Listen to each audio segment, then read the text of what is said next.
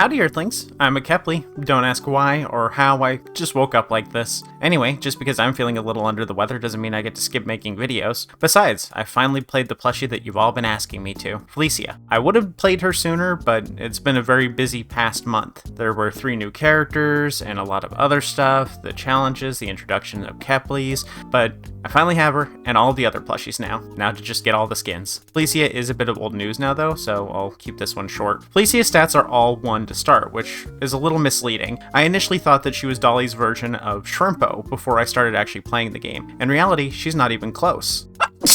Fleecia's passive is that when she picks up stuffing samples, she gains points. Once she hits a points threshold, she'll level up, gaining an additional point in every stat. When she gets hit, she loses points, potentially moving her down a level, or several. The main way Fleecia and Shrimpo is different is that Fleecia starts bad but gets better over time. She's simultaneously the worst and best plushie based on stats depending on her level and where you are in a run. Shrimpo, though, is designed to be a challenge character. He sucks, and it doesn't matter how long you're in a run, he sucks and he does not get better. Fleecia is basically a risk-reward plushie, which fits very well with the more roguelike style gameplay that Dolly's Factory goes for. She rewards highly skilled players with higher stats, but punishes bad players by keeping her stats low. Shrimpo just sucks, and that's the fun, I guess. Personally, I don't find a character that sucks to be a fun mechanic when half of Dandy's World's roster already sucks. The too long didn't read version is, Fleecia isn't the better version of Shrimpo, Fleecia is good, Shrimpo is bad, but like on purpose, so it's fine, I guess. Explaining that has pretty much explained everything that Fleecia does. She doesn't have any other abilities. As Fleecia, you'll spend the first few floors collecting as many stuffing samples as you can, ignoring pretty much all of the objectives. Your only goal for the first 8 floors is getting samples. So this kind of makes you like the designated money maker. Once you get up to level 7 or 8, you should go around and help with the objectives because at this point your stats are better than everyone else's. It's for this reason that I don't actually care much for playing Fleecia. She's a good character, definitely different and very interesting, but I don't like playing a character that doesn't help the team for most of the run. This is going to be a bit of a controversial take, but if I have the choice of a character who sucks for the first 10 floors with an opportunity to be very good later, or a character who is good regardless of progress into the run, I'm going to choose the character who's good all the time, but that's just down to personal taste.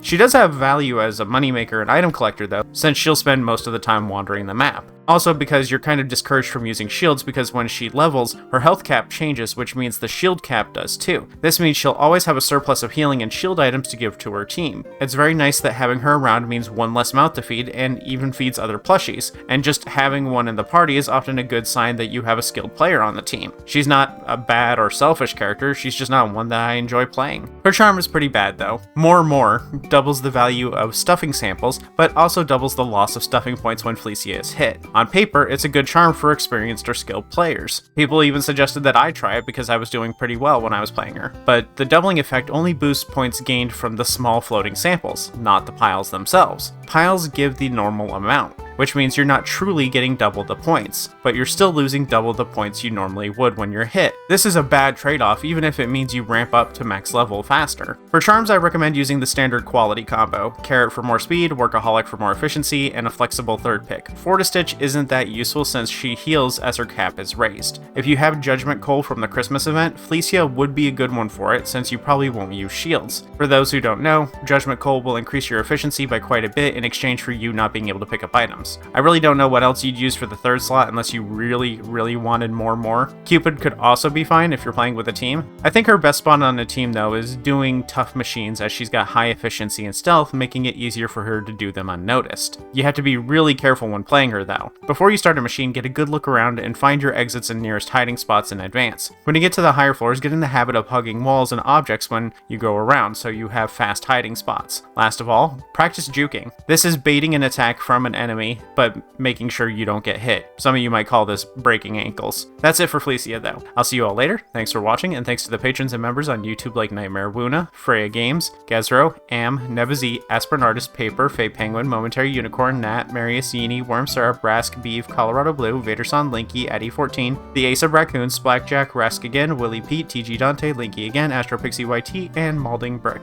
I have to go now. I still have Kepley requests to fulfill. Yeah, even though I'm a Kepley, they make me do it too. Bye!